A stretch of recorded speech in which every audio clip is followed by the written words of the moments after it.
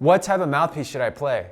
You've been hearing this question your entire life. In today's video, I'm going to show you guys everything I know about saxophone mouthpieces to help you guys find the best possible sound for your saxophone. So all my life, people have asked me, what type of mouthpiece should I play? And my answer to that question is, you need to try a lot of different options.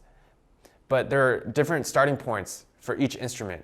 When you're a beginner, you just want to get a mouthpiece that works and is not too expensive. $35 to $50 price point, you can get a Yamaha 4C mouthpiece. You can get this on Amazon. It's a very basic mouthpiece made by Yamaha. It's faced well, and it'll get you a basic beginner sound on alto and tenor saxophone. You can use the 4C or 5C models. When you're starting to play your scales and playing books and reading music and you want to start getting a jazz sound, you can upgrade to a Meyer mouthpiece on alto, which is at about $100 to $150 price point. On tenor, I would recommend trying an Otto link mouthpiece such as this, which is a hard rubber Otto link mouthpiece, or you can get the metal ones if you want to try metal. Maybe a size 6 to a 7 star at most. You don't want to be playing like a size 10 mouthpiece when you're a beginner because it's just too extreme and it's gonna open a different can of worms. Just try a basic starting points for now and try to not spend so much money or time on equipment at the beginning stages of your development. Let's say you're starting to transcribe solos and you're really starting to learn tunes and you're starting to play gigs now and you want to start getting a better sound and you want to start trying stuff.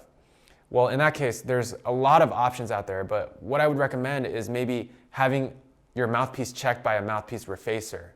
Most mouthpieces nowadays, they're shot out of a CNC machine, which means that they're machine made. There's no hand craftsmanship. There's no person really hand finishing these mouthpieces anymore for the most part. A lot of the stock Meyers, Van Doren, Diodario, and all these other mouthpieces, they're not hand finished. They're shot out of a CNC machine. So what you can do to increase the playability of these mouthpieces is to actually have a craftsman look it over. I have a great mouthpiece refacer that does all my mouthpieces named Tommy.occhiuto. And what he basically does is he takes a mouthpiece and he will check to make sure a couple things. He'll check the table of the mouthpiece to make sure the table, this part of the mouthpiece where the reed seals, is completely flat. When the reed is sealing on the mouthpiece, you will get the best ultimate response because there will be no flat spots. If you take sandpaper, you can actually see the flat spots of where different parts of the table are uneven. And what that does is basically, as you're playing the mouthpiece, the reed starts warping on the mouthpiece, which can lead to response issues. I remember I used to play this vintage reso chamber mouthpiece that was not finished very well. And as I was playing, as the reed got wet, I would notice a change in the response of the mouthpiece, and it turned out the table wasn't flat. So that's the first thing you want to get checked. And another thing is they will balance out the side rails of the mouthpiece. So if you look in this mouthpiece, you can tell the rails have been balanced, the side rails here. On a lot of mouthpieces that you see that come out of the factory, one side is usually longer than others, or they're not perfectly symmetrical by these points.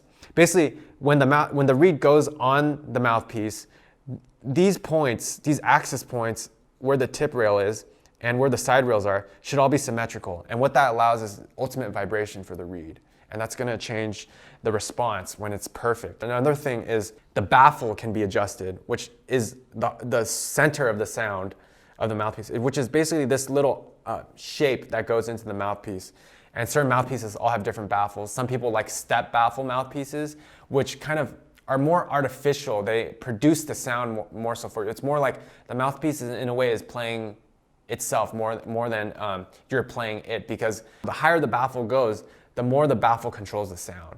So for me personally, I prefer a low baffle where I can actually color the sound more by myself and rely on my tongue position. This is another double ring mouthpiece that I had worked on by Tommy.occhiuto. And if you look at the mouthpiece, you can tell the side rails have been balanced. The baffle has been worked on. The tip rail has been really, really carefully made. And another thing you want to check on the mouthpiece is to make sure the corners of the mouthpiece are symmetrical. Basically, the mouthpiece should be symmetrical, and when you see that, it's the sign that a mouthpiece is probably going to play a lot better than how it would if it wasn't otherwise. So these are the things I know about a mouthpiece, and I highly recommend you guys to get your mouthpieces worked on if you want them improved. Also, you don't necessarily have to listen to what other people say. Always try new stuff. I think it's a job as a saxophone player to always experiment and and try finding something that really works for you. And experience is the ultimate thing that teaches you these things. So I hope this video was helpful today.